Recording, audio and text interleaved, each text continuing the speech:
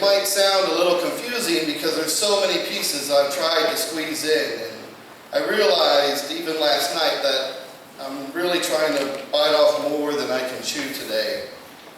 Encompassing everything that happened on September 11th and the things that had happened in the 15 years since, and honoring those who have served us, whether they're veterans or firefighters or policemen or EMS, our community and our country, and in different roles from volunteers to professionals. I just don't think you can do it right in about 20 minutes, and I'm hoping I can keep it under 20 minutes too as well today, as I know many of you are as well.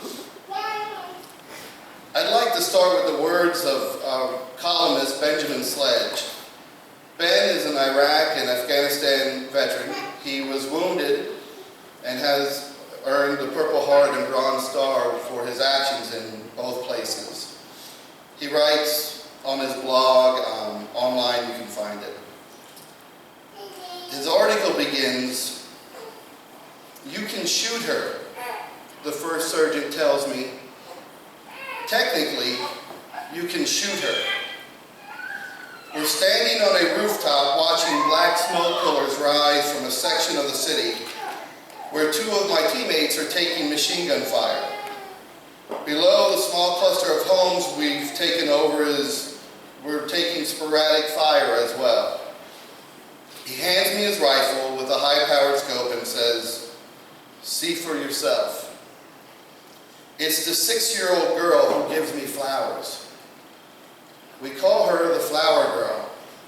She hangs around our combat outpost because we give her candy and hugs, and she gives us flowers in return.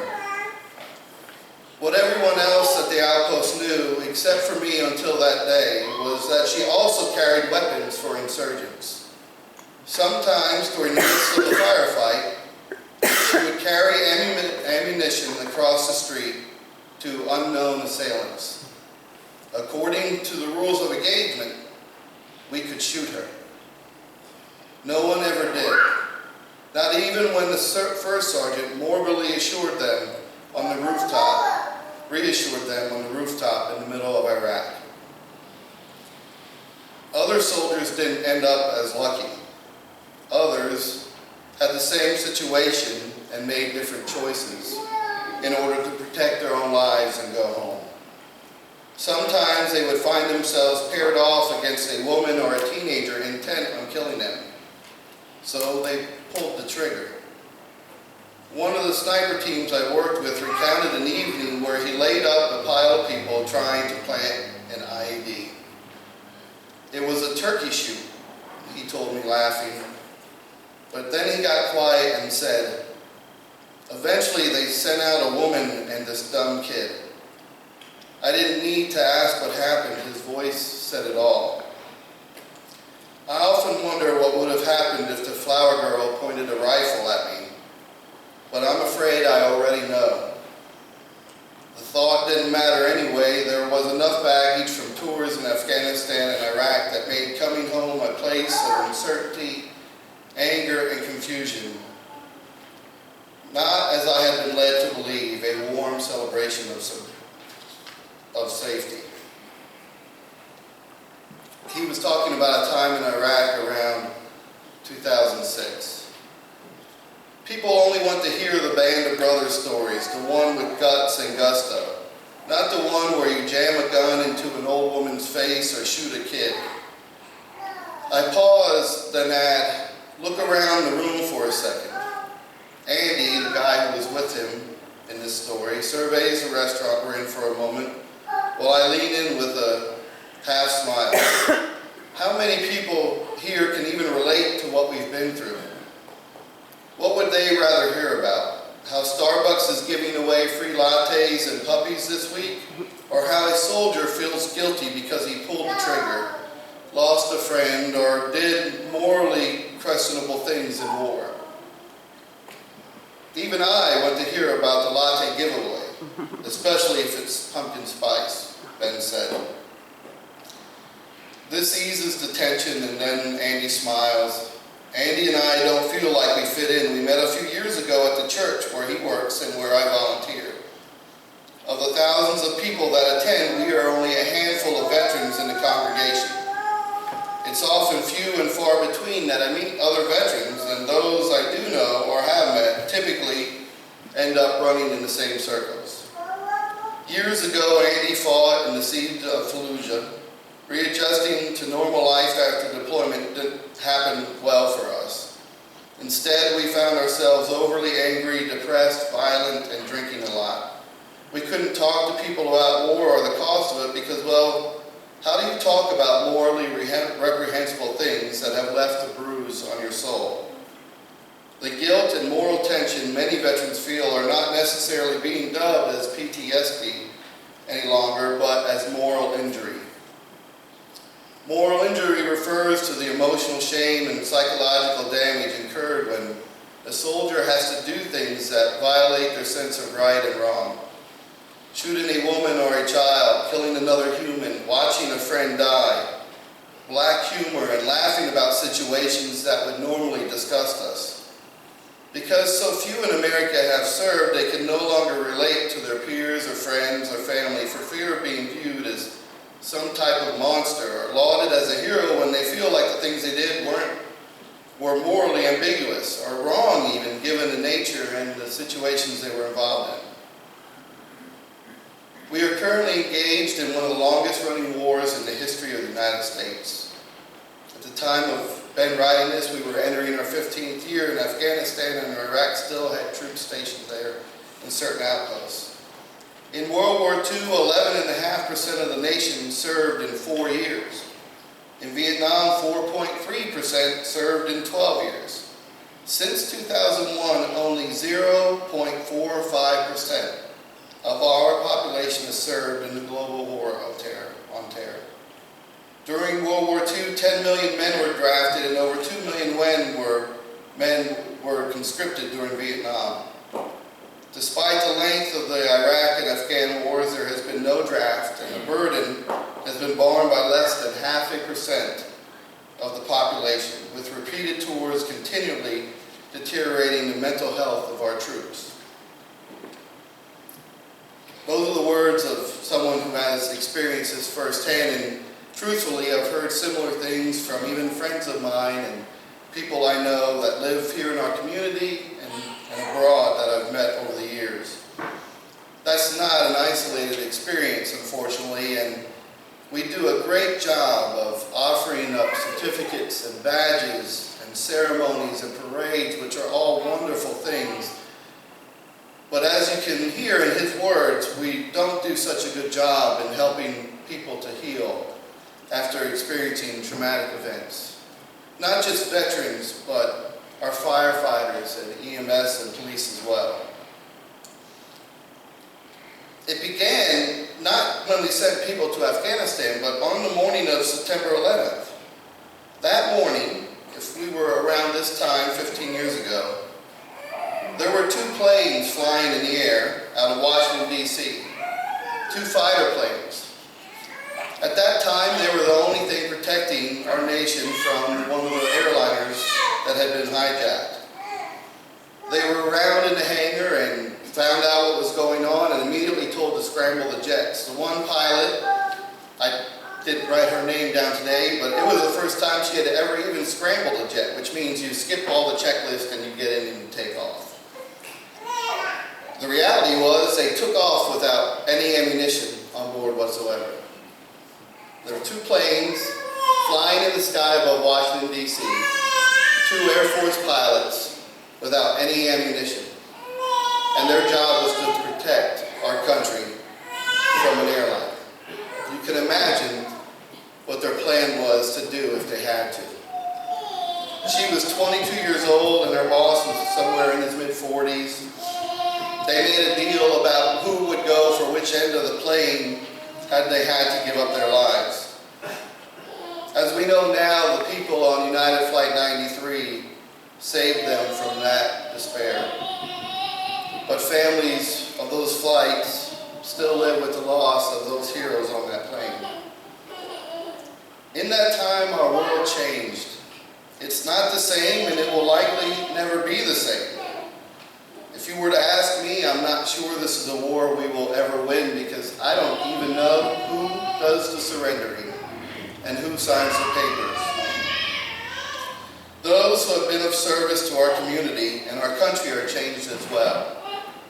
20 years ago, our firefighters worried about car accidents and barn fires and chimney fires, which are all still part of their job today, but now they have to have plans to be ready to evacuate a school or inspect a suspicious package left somewhere. Even in our small town, our firefighters experience that training. Just going through the training somehow changes a person. To know that you have to be on the lookout for that. Volunteer firefighters are among my favorite people because of all that they give up and their families. No pay, no rewards, countless nights out in the middle of the night in the cold or in the heat or in the early morning hours. And then on top of that, why I think what separates them from even professional firefighters at times is that it's not just a job, although I don't believe it is for any firefighter. It's what they do to protect and help their community. It's one thing to hear about a fire or to see it from far away, or even a car accident and complain how it blocks the top of Hawkins Street traffic sometimes.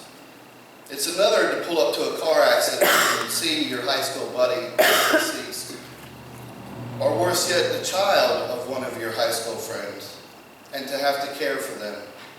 Yet our local firefighters and police and EMS do this, hopefully not as much as I might imagine, but I know they've each experienced things like this. And they hold a very special spot in our hearts because of that. During the Crusades, the Catholic Church, where our roots are, as many of us don't like to admit, but they are, we sent hundreds of thousands of men off to war in the Crusades. The Catholic Church did. They knew that those people would be experiencing things that would separate them from God, that they would ask them to do things, command them to do things in the name of God that really wasn't in the name of God. And when they would return, there were processes they went through, reconciliation processes, and how to come back into the church. And many of the knights would spend months even in special areas, going, believe it or not, through classes and in retreat of coming back to terms with God after they had seen things that they felt they should never see or they couldn't undo. And they probably never did unsee those things, but this was a process of letting them know that they were still a child of God, and that God was with them even in their midst in all those events. I'm going to share with you a few stories of people that I know now, and it doesn't quite flow right, but it's just where we're headed in this sermon. Lieutenant Colonel Matt Smith is a friend of mine. I went to college with Matt, and on June 9th, 2014, he lost his leg in Afghanistan. Just 2 years ago. 2 years, Matt regularly runs 10K races now. I do not regularly run a 10K race, as you might see. I don't run a 5K race, and my plan is to never do so again in my life. But Matt does it. He does it regularly. And it's not like, if those of you who are runners, when you go to a 10K, you take some gear. You take maybe some fruit, some water, special socks. They have compression socks now or things. They look funny to me, but it's what people wear to make them run faster. Special shorts and gear. Matt takes all those same things, but Matt also takes a spray bottle to spray on the stump of his leg that helps as a lubricant. And then the special sock that absorbs more, because if he sweats too much during the race, his special running leg will fall off. Every day, every time that Matt trains, every morning when he goes to the gym, he does a different routine than when he goes to work. And by the way, he's still serving in the United States Army. Every time he does the special stuff, he knows and remembers what happened. You don't put some things behind you. I saw a picture recently of Matt with his children at Arlington standing in front of the tombstones of some of the young men that were with him that day, and even the medic that he believes saved his life but couldn't save his own. I met a young man one time who was a Marine. He's married to a friend of mine's daughter and deals with PTSD in a severe way. He's tried to kill himself several times, has a drinking and a pill problem, and he's been frustrated, as Bruce knows some people are in certain areas of the country with the VA system at times, but he's getting better. Mike, when he was in Iraq, well, he went 4 times. The first 3 were the easiest for him because he was the busiest and he was in a combat role. In his mind, the 4th was the hardest because of all the sitting around and waiting. But the thing he talked to me about, the thing that disturbed him the most was on a convoy in that 4th deployment, and an IED went off. And this is not easy to talk about and not easy to hear, but that's kind of the point of today. Mike had to stand guard of the body parts of his friends. You might wonder why you have to stand guard over body parts, because as Mike joked, they weren't going anywhere. See, you have to kind of throw humor at these things sometimes in order to deal with it. The truth was, for those of you who have experienced war or combat areas, especially in urban areas, pets get left to go to run wild. And if you're in a city, there's not a lot of food for a pet to come across, and dogs become feral very quickly. Mike's job, along with 2 other men, was to guard the body parts of their friends from the dogs that they knew would be coming to steal those body parts. This was routine procedure. Again, not an isolated incident. Mike's story can be told over and over again because he's not the only one who ever had to do that. And although Mike loves a good ceremony, none of that will ever heal that memory of standing there. Last night, actually, I turned on the TV and watched a special with Oliver North, his war story show, and he talked about land